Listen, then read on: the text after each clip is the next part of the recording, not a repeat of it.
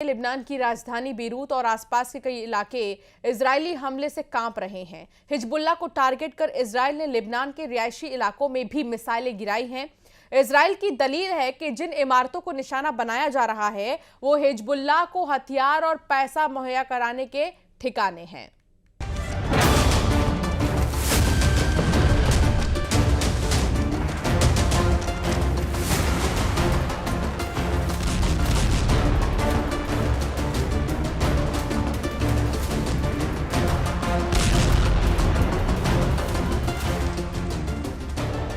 Israel ने गुरुवार को सीरिया की राजधानी दमिश्क और उसके पास एक इलाके पर हवाई हमले किए। इनमें 15 लोगों की मौत हो गई और 16 लोग घायल हो गए। सीरिया की सरकारी एजेंसी सना ने यह जानकारी दी है। दमिश्क के माजेह इलाके और कुदसाया उपनगर में 2 इमारतों पर हमला हुआ। माजेह में एक 5 मंजिला इमारत का बेसमेंट मिसाइल से बुरी तरह क्षतिग्रस्त हो गया। इजरायली सेना ने कहा है कि उसने इस्लामिक जिहाद संगठन के ठिकानों को निशाना बनाया। सेना के मुताबिक ये संगठन 7 अक्टूबर 2023 को हमास के साथ हुए हमलों में शामिल था, जिसमें 1200 से ज्यादा इजरायली नागरिक मारे गए थे और 250 लोग बंधक बना लिए गए थे। लेबनान में भी इजरायली हवाई हमलों में अब तक हजारों मौतें हो चुकी हैं।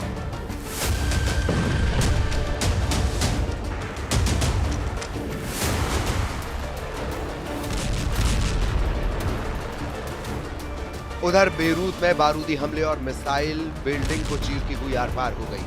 आग का एक तेज झोंका आता है। पल भर पहले जो बहुमंजिला इमारत पूरे शान शौकत के साथ बेरूत की शान बढ़ा रही थी, खाक में तब्दील हो जाती है।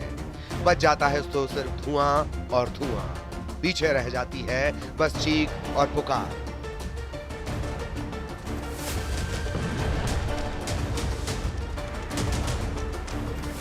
बता दें, कुछ देर पहले ही इजराइल डिफेंस फोर्स ने इलाका खाली करने का ऑर्डर दिया था, लेकिन जब तक लोग सचेत होते, जीवन की जमा पूंजी बचाने के लिए दौड़ते भागते, तब तक सब स्वाहा हो गया। अब कुछ नजर आ रहा था तो वो बिखरे मलबे, झुलसती जिंदगी के निशान, अपनों को तलाशते लोग। जब घटनास्थल के पास पहुंचे तो आंखें मंजर देखकर सहम गईं। इजराइल की डिफेंस फोर्स हिजबुल्लाह पर कहर बनकर टूटी है। उनके द्वारा किया गया एयर स्ट्राइक बेरूत के आसपास के इलाकों को धुआं कर गया। ये एयर स्ट्राइक की वीडियो को इजराइल की डिफेंस फोर्स ने जारी किया है। इन तबाही भरी तस्वीरों को देखकर समझ सकते हैं कि मंजर कितना भयावह है। वहीं बेरूत के दक्षिण इलाके में एक और हमला हुआ। रिहायशी एरिया के बीचों बीच इजराइल ने एयर स्ट्राइक किया। इजराइल की एयर स्ट्राइक में सिर्फ धुआं ही धुआं नजर आया। लेबनान में मौत की सटीक तादाद दुनिया के किसी ऑथेंटिक रिकॉर्ड बुक में दर्ज हो रही है। लेबनान के बाबड़ा में भी बड़ा हमला हुआ। दूर दूर तक इमारतें ही इमारतें हैं और एयरपोर्ट पर एक विमान घूम रहा है।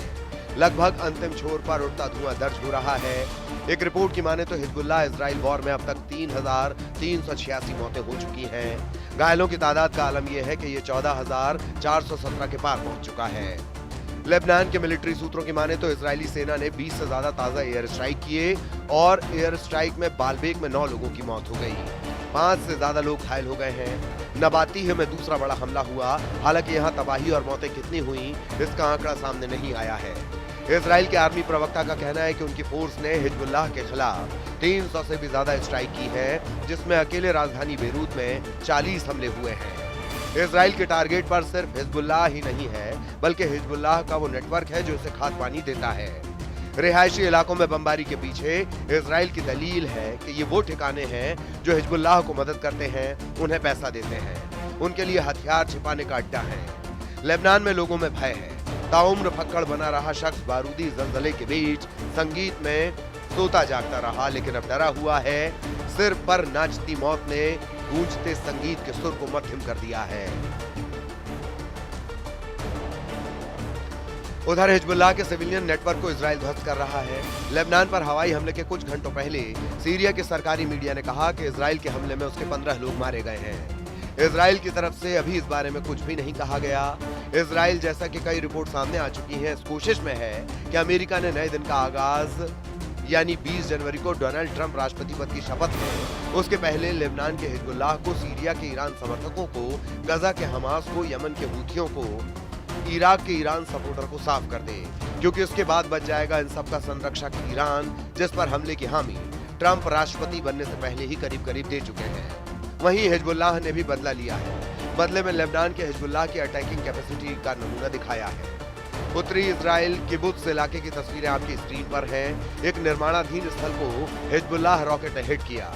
हिजबुल्लाह ने हमला इजराइल की तीसरी बड़ी सिटी हाइफा पर भी किया है। इजरायली आर्मी का कहना है कि हिजबुल्लाह ने 5 प्रोजेक्टाइल फायर किए, जिसे इंटरसेप्ट किया गया। जाहिर है जो बच गया उन्होंने इजराइल को भी लेबनान जैसी तबाही की याद दिला दी। इजराइल डिफेंस फोर्स ने जो डेटा रिलीज किया है उसके मुताबिक हिजबुल्लाह के साथ युद्ध में 30 सितंबर से अब तक 47 सैनिकों की मौत हुई है और अक्टूबर 2023 से फलस्तीन इजराइल के बीच शुरू हुई जंग में अब तक 792 सैनिक मारे गए हैं।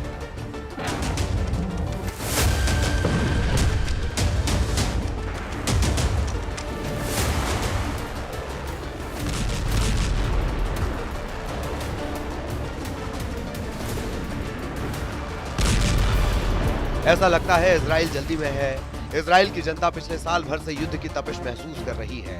हर दूसरे दिन बम शेल्टर में गुजरती जिंदगी सुकून की तलाश में है, उसे अंत चाहिए। इजराइल के प्रधानमंत्री बेंयामिन नेतन्याहू के खिलाफ देश में उठती आवाजों के पीछे यही वजह है।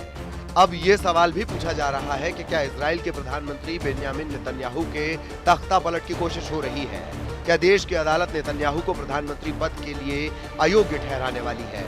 सवाल इसलिए उठ रहे हैं क्योंकि इजराइल की वॉर कैबिनेट के नेताओं ने एक बयान जारी किया है। इस बयान में गठबंधन सरकार के नेताओं ने कहा है कि नेतन्याहू को अयोग्य ठहराने की कोशिश करना तख्ता पलट के बराबर होगा।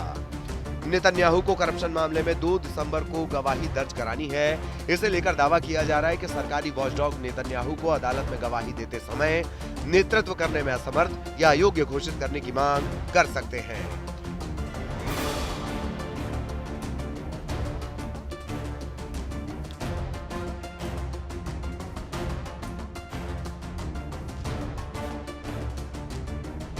ऐसा माना जा रहा है कि इसी कदम की आशंका के चलते ही इजरायली गठबंधन सरकार के नेताओं ने बयान जारी किया है, जिसमें कहा गया है कि हम प्रधानमंत्री को सेवा के लिए अयोग्य घोषित करने की किसी भी कोशिश को पूरी तरह से खारिज करते हैं, चाहे वो सीमित अवधि के लिए ही क्यों ना हो। ऐसी किसी भी घोषणा का कोई कानूनी आधार नहीं है और इसीलिए ये अमान्य है। ऐसी किसी भी कोशिश को तख्ता पलट माना जाएगा।